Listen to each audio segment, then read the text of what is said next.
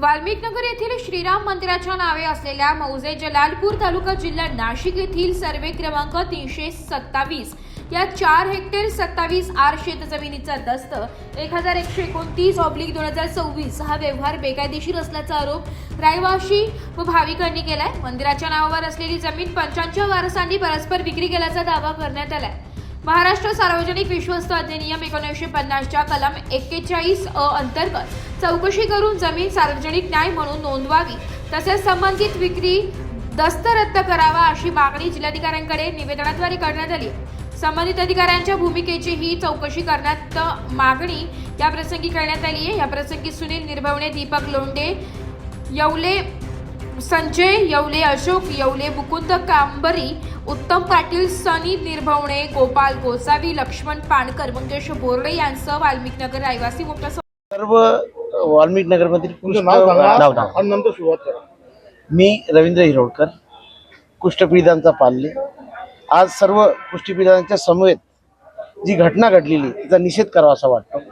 कारण सरकार एका बाजूला कुष्ठपीडितांच्या संदर्भात पालकत्व स्वीकारते, त्यांच्या पुनर्वसनाच्या गप्पा मारतं, परंतु त्या कुष्ठपीडितांच्या कष्टाने त्यांनी उभारलेलं मंदिराची जी मालमत्ता आहे, जी त्यांनी श्रीराम मंदिर वाल्मिकनगर तर्फे पंच या नावाने ती त्या सर्व लोकवर्गणीतून त्यांनी ती विकत घेतली।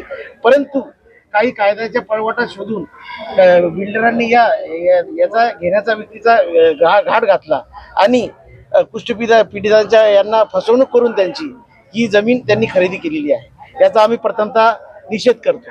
यात सांगायचं असं प्रामुख्याने हिचा जर तुम्ही प्रामुख्याने हिची जर सुरुवात जर बघितली तर ही जमीन घेताना जे कुष्ठपीडित होते 1961 दरम्यान तिथे एक VTC म्हणून जी लेप्रेसी मिशन होती, तिथं हे कुष्ठपीडित उपचारासाठी आले होते। समाजाने यांना तर वाढी टाकलंच होतं, परंतु हे उपचार झाल्यानंतर ते त्यांच्या घरी सुद्धा परत गेले नाही, म्हणून त्या बाजूला असलेल्या नाल्यालगत त्यांनी ती वस्ती निर्माण केली आणि तिथे मंदिराची स्थापना करून त्या मंदिराच्या नावे एक शेतजमीन विकत घेतली, जी की सामाजिक हितासाठी होती।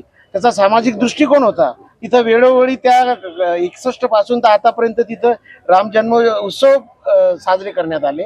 अशा शेत जमिनीची आज काही जे आपण ते बिल्डर म्हणू आपण ते जे एक गिळंकृत करण्याचा प्रयत्न करताय, तर याचा आम्ही निषेध करत असतानाच शासनाला ही मागणी करतो की अशा संदर्भात त्यांनी कठोर पावले उचलून जे कोणी दोषी असतील त्यांच्यावरती त्यांनी कारवाई करावी।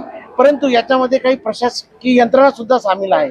मुळात ही जमीन जी आहे, जर ही श्रीराम मंदिर वाल्मिकनगर तर्फे पंच या नावाने होती आणि त्यातील जे 5 पंच होते त्यातील 4 पंच हे आज मयत आहे। वारसांची नावी लागलीच कशी हा पहिला मुद्दा। दुसरा मुद्दा असा आहे का तो एक जिवंत पंच आहे, त्यांनी सुद्धा या प्रकरणामध्ये हरकत घेतलेली आहे। हे सर्व बाबी ती नोंदवलेली हरकत, ह्या सर्व बाबी असून सुद्धा प्रशासन ते रेटून नेण्याचं जे काम करत आहे ते कुठेतरी शासनाने थांबावं। या याचनेसाठी आम्ही आज या जिल्हाधिकारी कार्यालयासमोर सर्वजण आलो आहोत, कुष्ठपीडित बांधवांसह आलो आहोत आणि हे निवेदन आज आम्ही अप्पर जिल्हाधिकारी साहेब असतील, तलाठी असतील, मंडल अधिकारी असतील, या सर्वांना आम्ही देणार आहोत।